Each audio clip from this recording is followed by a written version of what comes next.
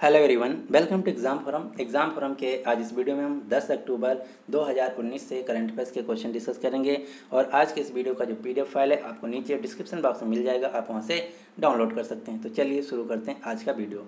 आज का पहला क्वेश्चन है, हाल ही में 15वें विश्व जिम्नास्टिक चैंपियनशिप 2019 का खिताब किसने जीत लिया है? तो 15वें विश्व जिम्नास्टिक चैंपियनशिप 2019 का खिताब जीत लिया है सिमोन बाइल्स ने, यानी कि इस क्वेश्चन का सही आंसर है सी। आप ये जो फोटो में देख रहे हैं ये हैं सिमोन बाइल्स, इन्होंने ही जीत लिया है 15वें विश्व जिम्नास्टिक चैंपियनशिप 2019 को। जो सिमोन बाइल्स हैं ये अमेरिका की एक जिम्नास्ट प्लेयर हैं और ये जो प्रतियोगिता है ये आयोजित की गई थी जर्मनी के स्टटगर्ट शहर में। इसके अलावा अब आपको दो भारतीय जिम्नास्ट प्लेयर के नाम याद रखना है जो कि सबसे ज़्यादा एग्जाम में पूछा जाता है। पहला दीपा कर्माकर जो कि त्रिपुरा के अगरतला शहर से हैं। दूसरा नाम है बुद्धा अरुणा रेड्डी जो कि तेलंगाना के हैदराबाद शहर से हैं। अगला क्वेश्चन नंबर 2, हाल ही में भौतिक विज्ञान यानी कि फिजिक्स के क्षेत्र में नोबेल प्राइज़ 2019 से किसे सम्मानित किया जाएगा? तो भौतिक विज्ञान के क्षेत्र में 2019 का जो नोबेल प्राइज़ है ये दिया जाएगा 3 लोगों को। कौन कौन से लोग हैं? James Peebles, Michel Mayor, Didier Queloz, इन 3 लोगों को दिया जाएगा इस साल का भौतिक विज्ञान में नोबेल प्राइज़। अब हम देख लेते हैं इनको क्यों दिया जाएगा और ये तीनों व्यक्ति किस देश से हैं। जो जेम्स पीबल हैं इनको अलग दिया जाएगा और मिशेल मेयर, डीएडियर क्वेलोज, इन दोनों को संयुक्त रूप से इस साल का नोबेल प्राइज़ दिया जाएगा फिजिक्स के क्षेत्र में।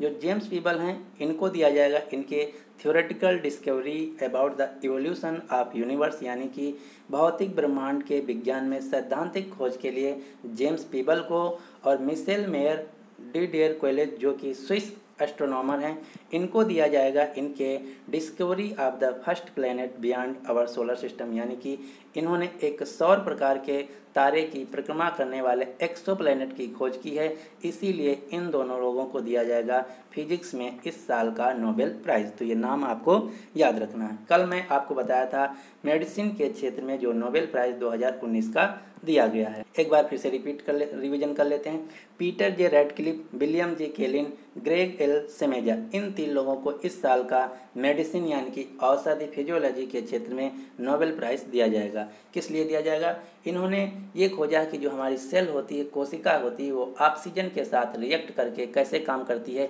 इसी खोज के लिए इन 3 लोगों को इस साल का मेडिसिन में नोबेल प्राइज़ दिया जाएगा। जो नोबेल प्राइज़ है ये 6 क्षेत्रों में दिया जाता है। कौन कौन से? Medicine, physics, chemistry, peace, economics और लिटरेचर। और ये दिया जाता है 10 दिसंबर हर साल की 10 दिसंबर तारीख को, और इसका अनाउंसमेंट यानी कि घोषणा होती है अक्टूबर महीने के सेकेंड वीक, यानी कि 8 तारीख से स्टार्ट होती है इसकी अनाउंसमेंट और 14 अक्टूबर तक चलती है।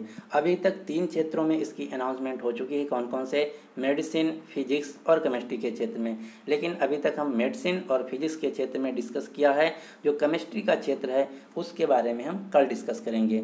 और बाकी के जो बचे पीस, इकोनॉमिक्स और लिटरेचर, इनका अभी अनाउंसमेंट नहीं किया गया है, इनका 14 तारीख के पहले कर दिया जाएगा। तो हम धीरे धीरे डिस्कस करते रहेंगे।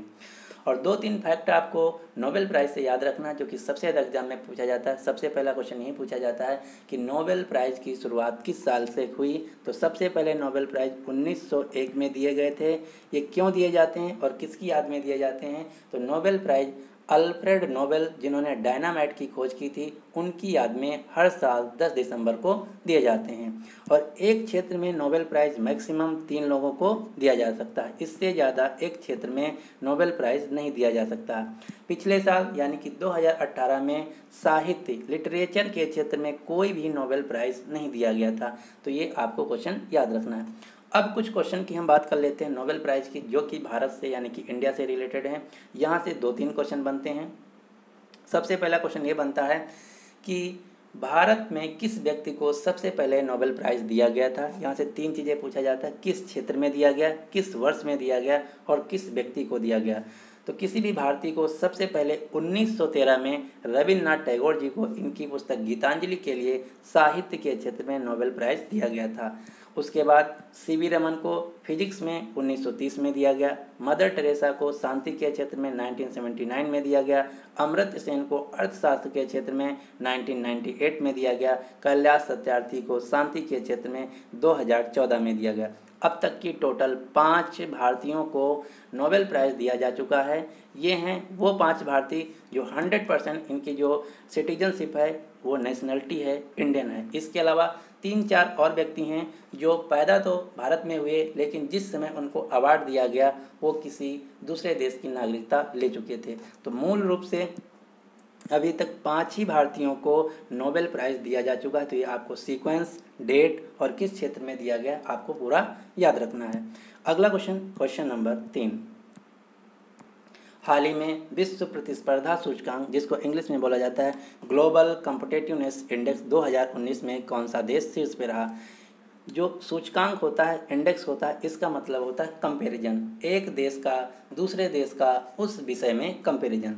तो विश्व प्रतिस्पर्धा सूचकांक 2019 में पूरी दुनिया में नंबर 1 देश रहा सिंगापुर, नंबर 2 पे रहा अमेरिका, नंबर 3 पे रहा हांगकांग। यानी कि इस क्वेश्चन का सही आंसर है ए। आप कोई भी इंडेक्स या सूचकांक तैयार कर रहे हैं तो वहाँ से आपको 3 क्वेश्चन याद रखना होता है। पहला क्वेश्चन, उस सूचकांक में भारत की रैंक क्या रही। दूसरा क्वेश्चन, उस सूचकांक में नंबर 1 देश कौन रहा और उस सूचकांक को जारी करने वाली संस्था कौन है। तो विश्व प्रतिस्पर्धा सूचकांक 2019 में नंबर 1 देश रहा सिंगापुर और इसमें भारत की रैंकिंग रही 68 और इस रिपोर्ट को जारी करने वाली संस्था है विश्व आर्थिक मंच, world economic forum. World economic forum से आपको 2 क्वेश्चन याद रखना है। पहला, इसका हेडक्वार्टर कहाँ है। तो वर्ल्ड इकोनॉमिक फोरम का हेडक्वार्टर है स्विट्जरलैंड के क्लोनी शहर में और इसके वर्तमान में फाउंडर और सीईओ हैं क्लास श्वाब। तो इतने क्वेश्चन आपको यहाँ से याद रखना है। अगला क्वेश्चन नंबर 4।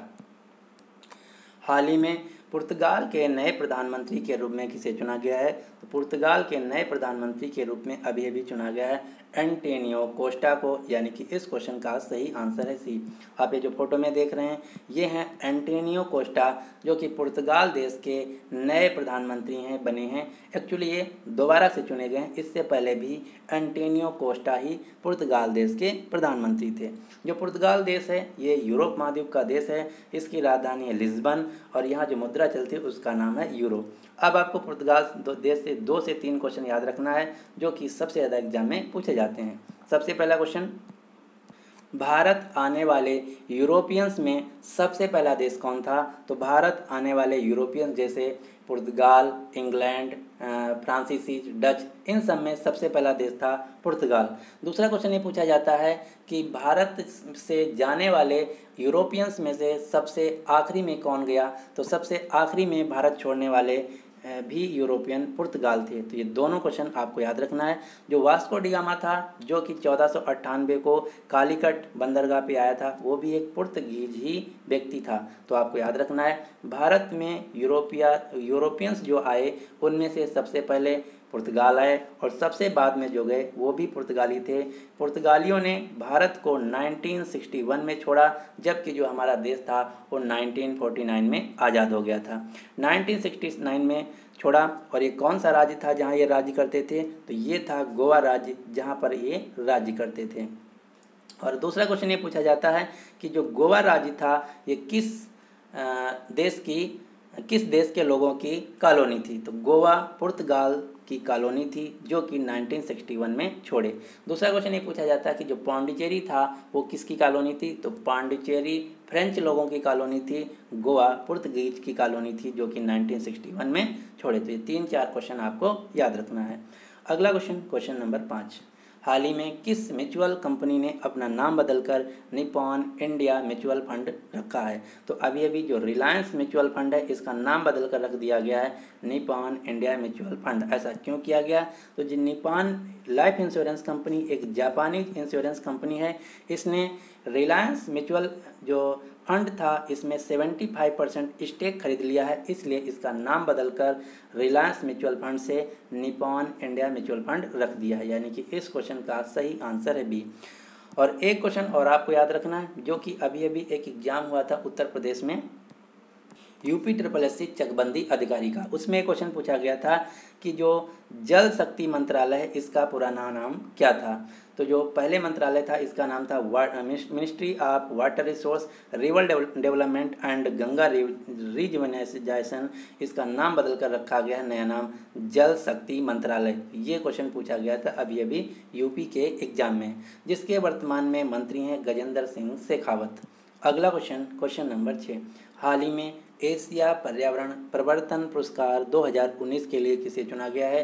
तो एशिया पर्यावरण परिवर्तन पुरस्कार 2019 के लिए चुना गया है रमेश पांडे को, यानी कि इस क्वेश्चन का सही आंसर है ए।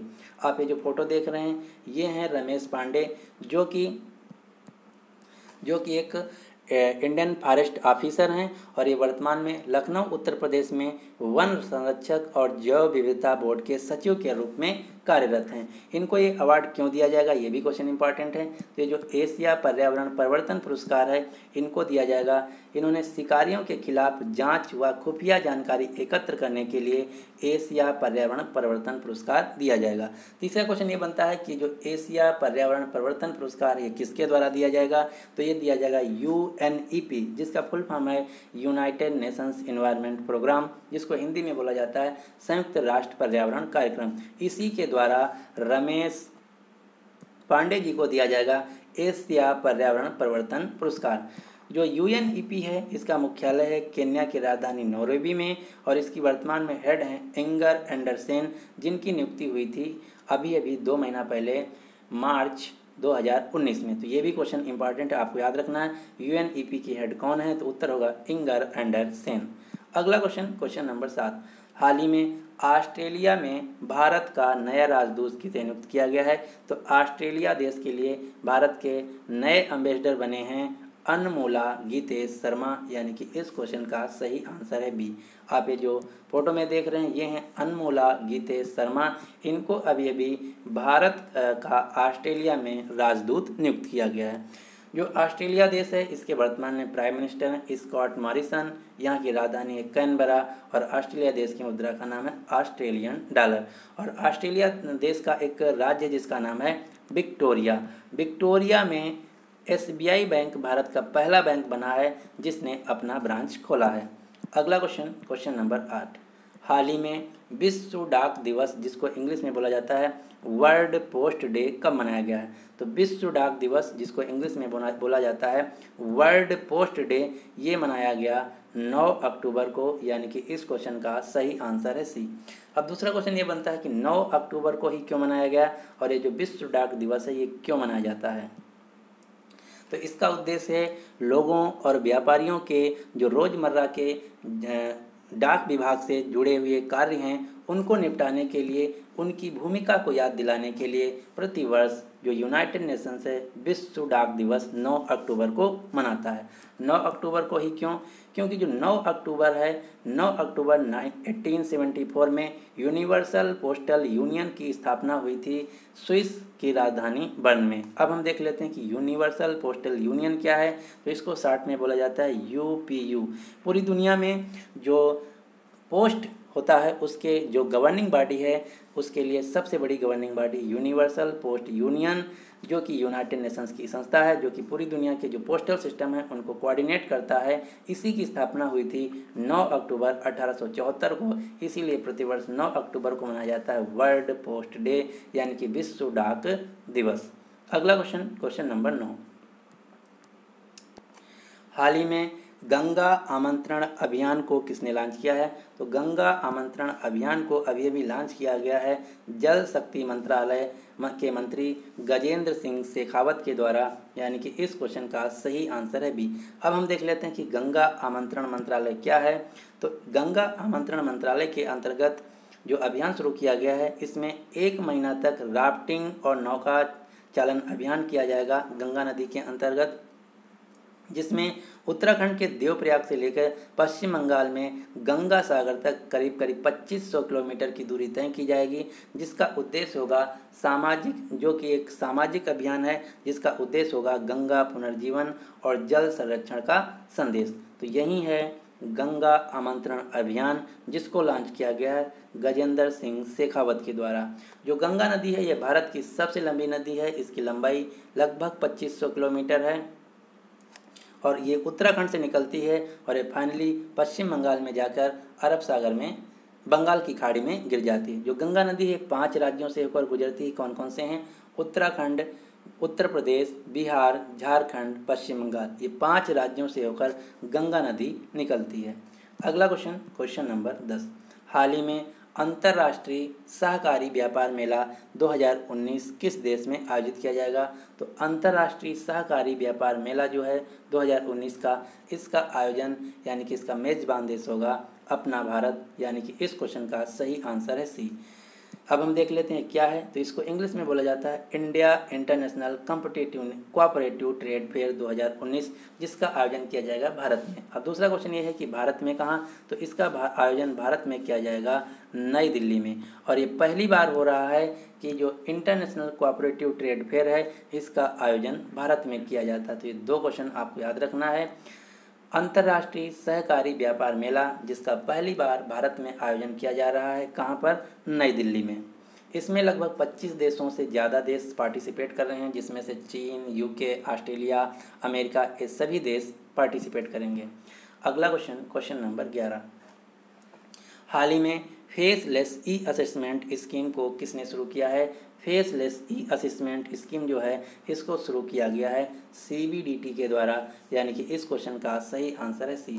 CBDT का फुल फॉर्म है central board of direct taxes, जिसको हिंदी में बोला जाता है केंद्रीय प्रत्यक्ष कर बोर्ड। इसी के द्वारा अभी अभी लॉन्च किया गया है फेसलेस ई असेसमेंट स्कीम। अब हम देख लेते हैं कि फेसलेस ई असेसमेंट स्कीम क्या है।